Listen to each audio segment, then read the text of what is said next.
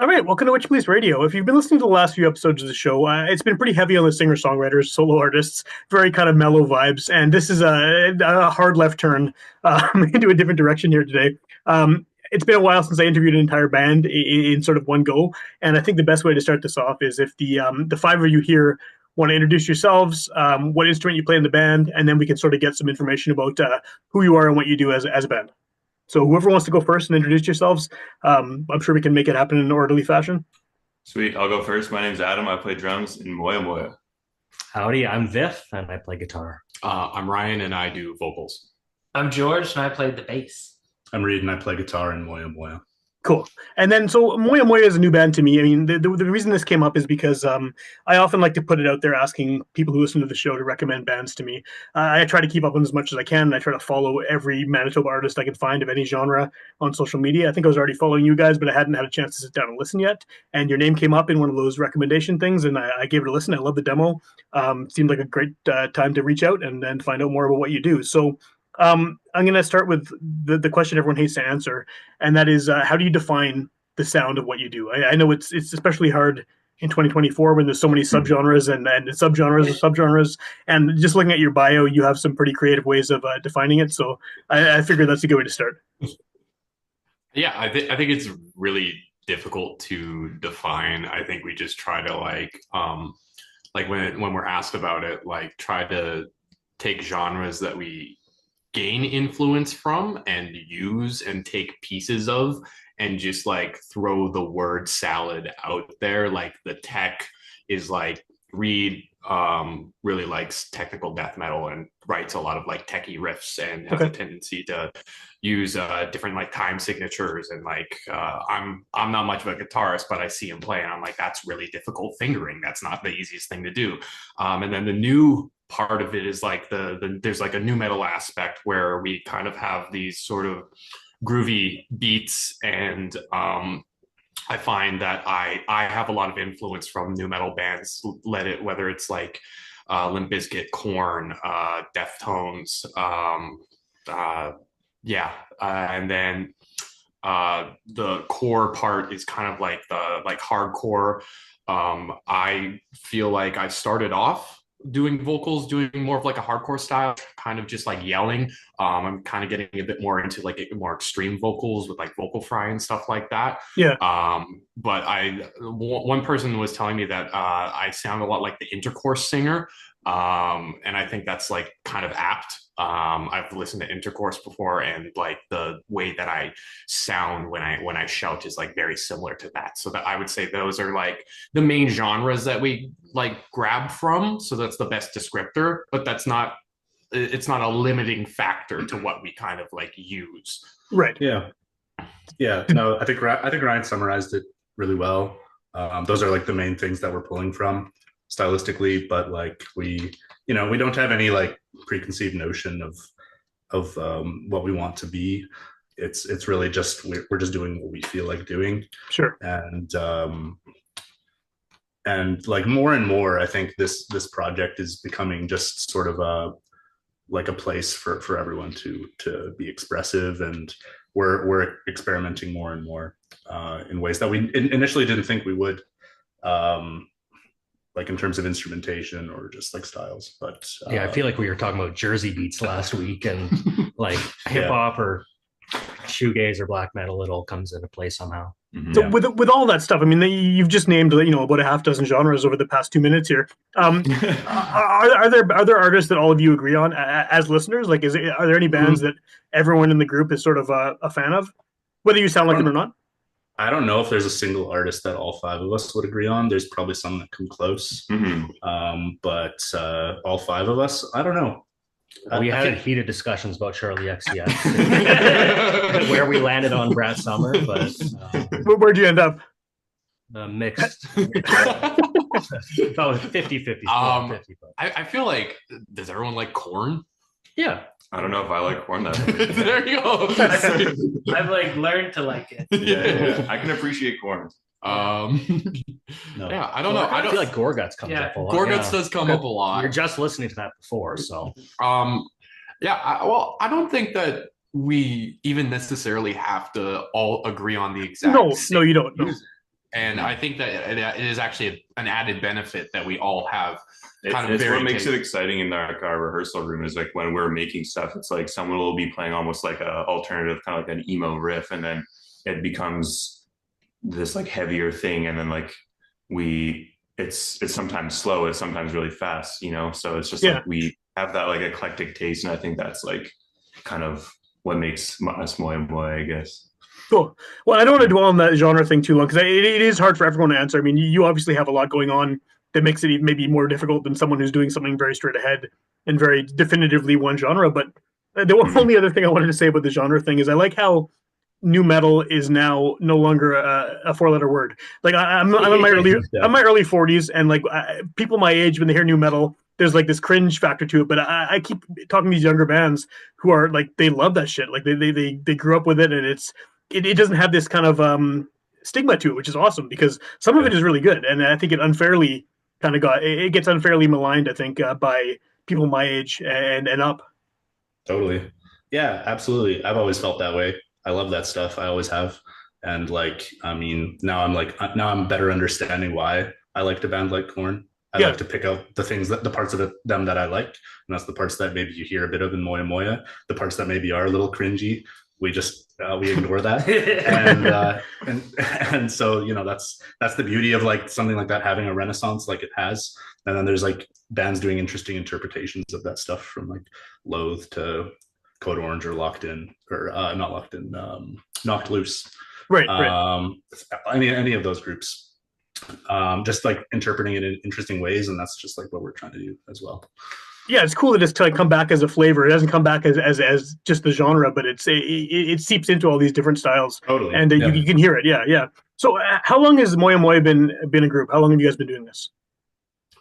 I'd say about 3 years. In earnest, 3 years. Like basically exactly 3 years. Yeah, because I kind of tried to get the ball rolling just before COVID hit, and then COVID hit. And then it took a while to kind of just like get things going again after that. So I'd say, about 3 years that we've been kind of working at it, kind of just trying to grind away and figure out the sound and see where we're kind of going with it. And I think, you know, where we've ended up, we still have a lot of growth to do, but there's been such a like morphing of where it started. Like I initially started the band because I love like really dark, jangly post-punk from the like late 70s, early 80s, almost like no wave sort of stuff. Sure. I really love This Heat. Deceit by This Heat is like one of my favorite albums. I kind of wanted to create a scary band because that's what I loved about This Heat, was that it was like eerie, it was uncomfortable, it was like a scary album about like nuclear holocaust and what's gonna happen if like an entire nuclear war fucking breaks out. And that's relevant again today. It's always relevant. It's one of those things that it comes back just like new metal. It sure is. We're so back. We're back in the Cold War, baby. Yeah. And I think it was like I wanted a band that made people feel uncomfortable, because I like that. I like that about This Heat. I want people to like it and enjoy it, but also feel like this unease. Okay. Do you think that you've pulled that off? I mean, do you feel like that vibe is there with the band? Yeah, I think it still exists. I think it's just in a different way. Just not like the post-punk kind of no wave sort of way, but we've kind of like taken a different direction, but still exists within the sphere of like, you know, creating something that's challenging and somewhat uncomfortable, but also listenable. Okay, that makes sense. Yeah. Well, I was going to ask about the demo. I mean, like I said at the beginning, I was listening to that today, and I find it's good. I really like it, but I find the way the vocals are recorded is really interesting. I don't know if I've heard anything that I can pinpoint that. I don't know what it is either. It sounds like it was maybe recorded like in a different room or something. It has a very, very distinctively sounds separate from everything else, and it's cool. It works. I just don't know. Is that an aesthetic choice, or is that just how it turned out from what you were doing? I think it almost like just turned out that way because we had some studio time booked about 2 days after a show that we had. which unfortunately wasn't conducive to doing vocals after like 2 days after a show. Like it's just not really that feasible. I'm still learning what I'm doing with my voice. I'm not a pro vocalist. I Yeah. still watch YouTube tutorials and stuff like that. I'm trying not to blow out my voice. So the vocals were actually recorded separately, whereas everyone else recorded all together on that one day. Oh, so cool. Okay. Yeah, because you can hear it. It sounds like yeah. That's neat. Yeah, Yeah, yeah. it's straight off the floor, like live, like one take pretty much for each track, and that's what you hear, what you get. There's no edits. So is that? I mean, again, like you just said, it's kind of something that happened by circumstance because you played a show the day before. But do you guys like how that turned out? I mean, because it is kind of it's noticeable. First thing I noticed when listening to it was that the vocals had this specific separate kind of sound, and I think it works. But is that something like would your ideal recording session have all of you doing it live? I think we'd have to try it. Yeah, You know, we don't know yet. That's fair. Yeah. We definitely like how it turned out, though. We're very happy with We're happy with it. We kind of just gave it a shot, and we had that time booked, like we said, and we just went for it, and like we were kind of impressed with ourselves. I feel like we were like, damn, this turned out. It's a good way to be. Yeah. What is the what's the eventual plan with these songs? I mean, is this working up to an album or an EP or something more formal than a demo, or are you happy with just these songs existing in this format and then moving on to the next thing? Haven't decided yet. I think we want to make an album for sure, sooner than later, ideally. It's going to come down to what we come up with in the next few months and like how we're feeling about those old songs, if we want to keep them alive or let them stay as they are and move on from that. It's just going to depend, how we evolve over the next little bit, because our pace is like, it feels like every time we compose something new, it's like we take like a big step in the quality and how much we enjoy playing it. And so the reality is that by the time we actually get our act together and make a something like a more elaborate recording, we might not be very attached to them anymore. We just don't know yet. We love the songs still. I guess you're a fairly new band too. Even the 3-year thing is, I mean, that's not all that long, especially with the pandemic coming before it. So I can see that. Yeah, the styles are obviously gonna morph and change and improve. But when was this recorded? Like, how recently was that demo made? As in July. Okay, so it's a few months now. Did those songs already feel old to you? Like, do you already feel like you've progressed as a band beyond what you were able to do on that demo? A little bit.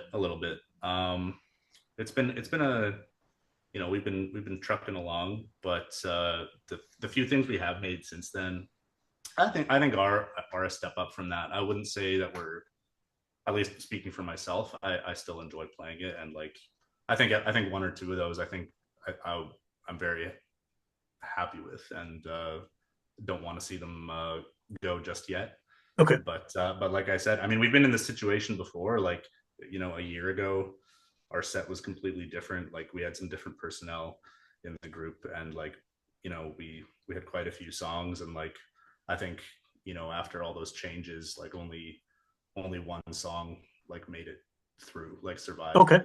Those changes, right? So it's like and like at one point, I'm sure the few of us who were there at that time we're probably feeling attached to some of them, and we just like didn't bring them back. And now we look back and it's like, yeah, they're we've kind of just evolved from that. So who knows, right? Do you feel that this is the final lineup? I mean, you mentioned personnel changes. Is this sort of the ultimate version of the band? Have you guys solidified now with this group? That's how I'd like it to be. I mean, It's feeling pretty good. It feels really good. I mean, like most of us in one way or another have known each other for a long time. Like a few of us met. Like I met Ryan and Viv because of this band, but so it's been a few years now. But it's the reality is we're all very busy adults, and we're doing what we can to as like part-time metal musicians make this work. And for now, it's definitely working. And this is the group I always wanted to like play music with. When a few of us jammed before COVID, that was the four of us minus George. It was like lightning in a bottle. I was like, oh my god, like I've never like jammed with anyone and like created something so satisfying so quickly. Like we met a couple times, I think, and it was awesome. And the song that we put together in like those like 2 jams, we actually wound up recording. That was our first single called White Noise. Oh, cool. Okay. And so if you check that out, I mean, you can see how much we've progressed. Like we recorded that all by ourselves, so it's a little amateur in that regard. We put a lot of work in, and we're proud of it. But like, I mean, the reality is we made it in the basement, right? But just musically, it's like what we're doing now is a departure from that. But yeah, point being, like, the 4 of us were there, and then George and I talked for years about making music together, and then we saw an opportunity for him to join the group. And so after a bit of a journey and some people coming and going and coming back, we settled on this group, and it's definitely what we wanted. Cool. I'm still pushing for like the Slipknot auxiliary percussion guys. Like, if we're gonna lean into the new metal, we need the timpanis and or at least the DJ. You need a DJ, right? Not to dwell on the genre thing, but have you sort of figured out where within the local music scene you fit? Because I mean, I know you can say you're a heavy band, you're a metal band, but that's just a huge umbrella, and there's always been so many just sub scenes and weird groups of bands that play together every week or whatever. And like, have you found your spot? Like, do you know who your people are within the local metal scene? Yeah, well, I think we do have some people. I wouldn't say it's in any metal scene though. Okay, like, I would say, to call out, I believe a former guest of this show, Luana Moth. That's a group that we love in town. Great and, group. And we love them, and we one of the reasons we resonate with them so much is I think they it's not so much a musical thing. It's really more that the way like Tony approaches like his music and also their performance. They're really into having like a theatrical kind of performance, and that's what we are trying to deliver as well. And so, like, a little bit more of like a really deliberate like live show is something that we appreciate as a group. That's the one thing we definitely all agree on, and I think that like a group like that does it. And we're frankly like okay with a mixed bill, like in a way that's more exciting to us than just like 3 or 4 metal bands like back to back to back. Like, you know what I mean? Yeah, those are often the best shows when you get some completely random stuff thrown together. Yeah. But as far as the theatricality part of it, I mean, with that group, they have concept albums and stuff. It very much lends itself to this kind of more elaborate stage show. How does that work with you guys? I mean, obviously you're not doing the same level of, high concept projects as there. I don't think, anyway. What kind of? Have you seen some of our visuals? I don't know. Yeah, actually, I know. I scratch. I saw your website, and have you seen the website. Yeah, I was gonna. So I would say, so in terms of theatrics. So I used to do theater. I spent 2 years at the U of M. In the theater program there. I used to love doing on-stage theater, doing musical theater.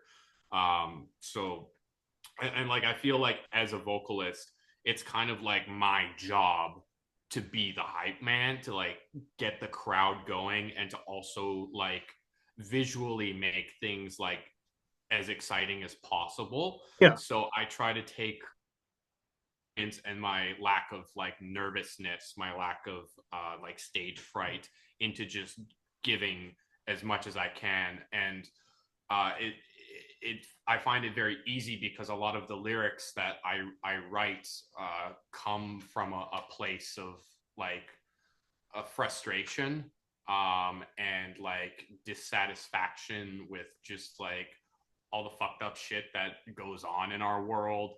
Along with that, George does a great job.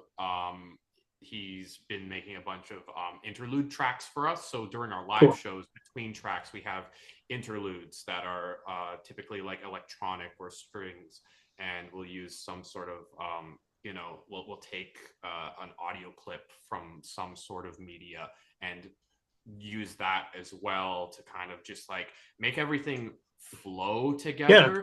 Like, I think one of the things, because I saw Luana Moth's first show, and I was absolutely entranced from the first time seeing them, because it was just a straight shot through. There were no breaks. There was no like stopping in between songs, having to do the awkward small talk, trying to crack a joke or something like that. It was just an experience. And I love that. And I feel like we've tried to like bring that into what we're doing as well, where it's just a straight shot through. It's an experience. We just want it to be immersive. Like that's the biggest thing. So we're toying with different things. I mean, we've had a few shows now with this lineup. I think we're getting closer and closer to like what we want it to be.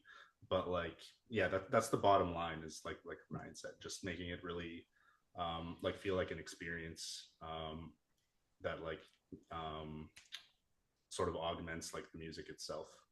Yeah, that's cool. And I imagine that probably a lot of the bands you're playing with don't necessarily have that, right? I mean, a lot of heavier bands, some do, of course. There's definitely proggier stuff and concept albums, things like that. But I feel like a lot of bands locally, they might be on the same bill as, don't have that kind of cohesive flow to their sets. It'll be song, banter, a couple more songs, maybe some more banter, right?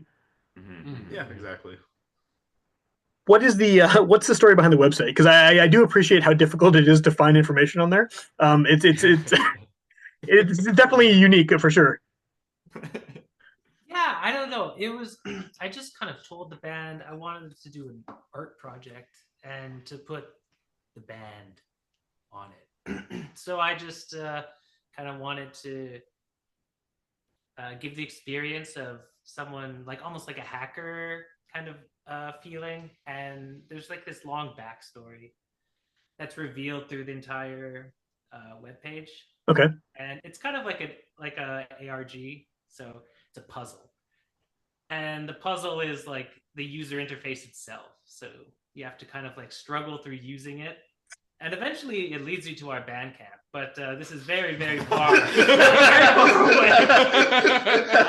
I didn't know that. Okay, yeah. You didn't solve the puzzle. You got to get to the second level. And then, it's looking up like GameFAQs guides for the website. You get a walkthrough, yeah. Yeah, we should publish, Nintendo Power. I mean, it's cool. I definitely, you don't see a lot of bands like going out of their way to make it difficult for people to find the Bandcamp. Yeah. It's okay. We got the link tree. Right. Yeah. That's just, there's like definitely some concepts from like, what George has concocted that we want to start working more into, into like what we're doing, like sort of like in terms of like whatever, philosophically, lyrically, stylistically as well. I mean, we're starting to dabble in like a little bit more of like electronic presence.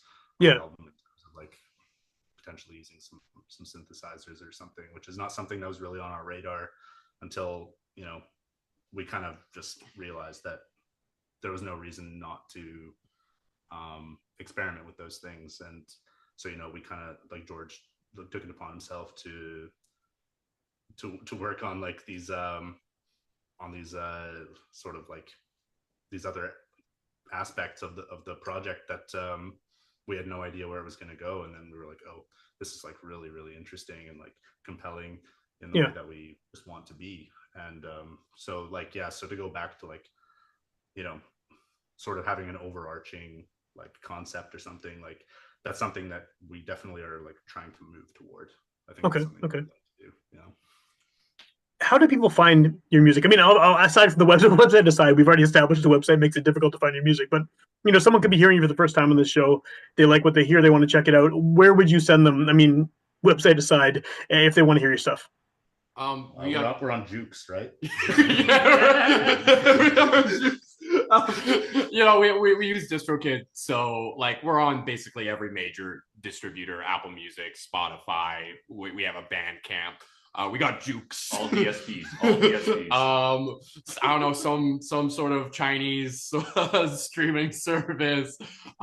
You can find us on all of those. If there are a couple other Moyamoyas, so if you're having difficulty finding that, I feel like a lot of people find your podcast through Instagram. So if you use Instagram, you can go to our Instagram. It's Moyamoya Winnipeg. Okay.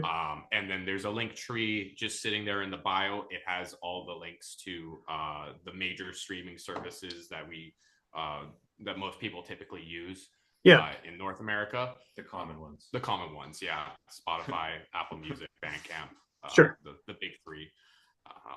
That's the easiest way to find the music at the end of the day, is just through social media, because that's really where else you can find independent music these days other than through word of mouth. Or you can buy our tape. Do you have a tape? Is there physical copies of this? We got tapes. Yeah, we got tapes. Where can people get the tapes? I'm asking as someone who listens to lots of tapes. At the show. At the show. At the show. You can DM us. You can, if you really want one, DM us. We'll figure out how to get it to you. Yeah, we all got cars. You have to beat the website though. We have to have proof that you beat the website. Yeah. Right. You got right. I need to find. I'll find a walkthrough and then figure it out. The YouTube Let's Play. Best of luck. I wasn't going to ask what the band name meant, but then when you said a few minutes ago about how there's multiple Moyamoyas, what is the significance behind the name? You came up with it. Yeah, well, I was reading an article about an artist named Toki Monster, who's like an electronic producer and DJ, and that's something that I've always been really a big fan of in general, genre-wise. So I was a fan of hers for some time, and figured out she had this essentially like some sort of brain tumor condition kind of thing, and it was diagnosed as Moyamoya. And I was looking into it, and it translates directly. It means in Japanese puff of smoke. Okay. And then that's it's called that because when you look at the scan of the brain of someone with Moyamoya, it looks like there's like a puff of smoke going on inside the brain. So I guess just smoky, foggy kind of appearance. Okay. And yeah, I think it's just it's like an interesting, unique, and kind of like a mysterious name. And I think what we're onto now in a way is like we're kind of building this like Moyamoya lore and stuff, and like almost like it's like brain stuff. It's like sci-fi, you know. It's like we got this like bit of an aesthetic going on with what we chose as a name years ago is actually like paying off in a way. Yeah, it's kind of fitting. It's like the creative vision's like kind of tying itself into its. Yeah, and yeah, it's cool. Cool.